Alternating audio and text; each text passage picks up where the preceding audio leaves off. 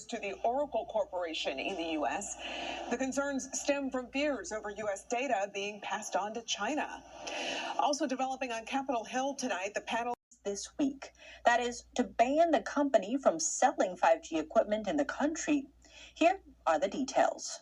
In 2020, Swedish telecom regulator PTS banned Huawei from supplying 5G equipment to Swedish mobile firms. That was over national security concerns. Huawei challenged the ban in court. Last year, a lower court confirmed the ban. The issue arose after the U.S. alleged Beijing could use Huawei equipment for spying, and European countries followed suit. Sweden had asked its telecom companies to remove gear made by Huawei and another Chinese company, ZTE, from core functions before 2025. Huawei said it was disappointed by the verdict. Sweden's tussle with Huawei has also led to Swedish telecom giant Ericsson facing backlash in China. Its revenue from China dropped to around 3% of its total, down from over 10%. And the lineup of countries that have banned Huawei is still getting longer. Canada banned Huawei from around 5:30 in the morning. Deputies say he had a pistol and took cash from the store clerks while holding them at gunpoint. The man took off running from the store. If you have any information about either of these crimes, you are urged to call authorities. Turning now to Coweta County, where a weekend pursuit reached speeds of more than 140 miles an hour. As Fox 9's Doug Evans reports tonight, a police body camera captured the entire pursuit. Despite being one of the fastest growing counties in Georgia, Coweta is still very rural in many places, with pastures, split rail fences, and grain silos. Perhaps no one knows that better than driver Brandon Joseph, when all three crossed his path at what deputies say was a very high rate of speed. We have the ending of this chase and the aftermath. Coweta County deputies say 22-year-old Brandon Joseph of Conyers wiped out on Smoky Road last Friday when at a high speed his car skidded into a pasture, through a fence, and hit a grain silo.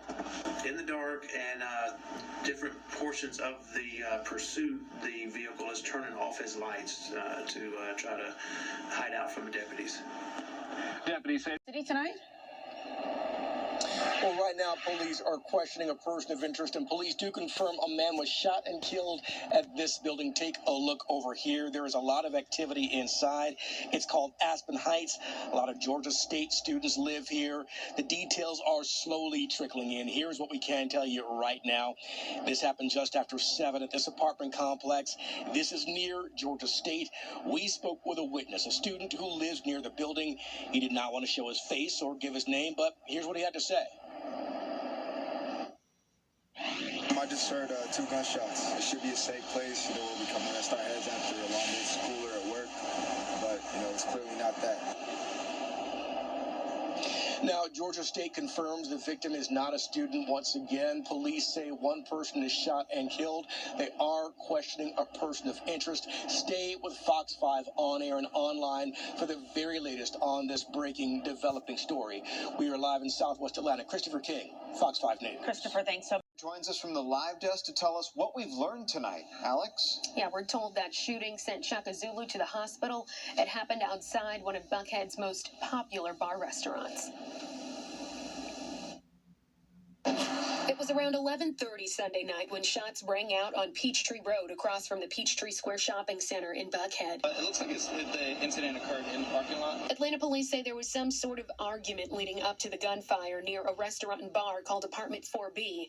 It's not clear whether the shooting had any connection to that business, but the violence sent 3 men to the hospital. We're viewing footage from the location, so we should have more information as the hours go by. One of the men died. It's not clear how the other 2 are doing, but we know one of them is Atlanta music executive Shaka Zulu, who is best known as rapper Ludacris's manager. Under his guidance, Ludacris has released 11 albums that landed on the Billboard 200, including 2 #1s.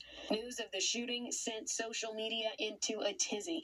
Magic Johnson tweeted his well wishes, while others voiced frustration about gun violence. One person saying, if Shaka Zulu can get shot in Atlanta, none of us are safe. Another reads, Atlanta, you've got to find out who shot Shaka Zulu. He's a stand-up dude. Atlanta police say the person who pulled the trigger is still out there, and as of late Monday, authorities were still investigating.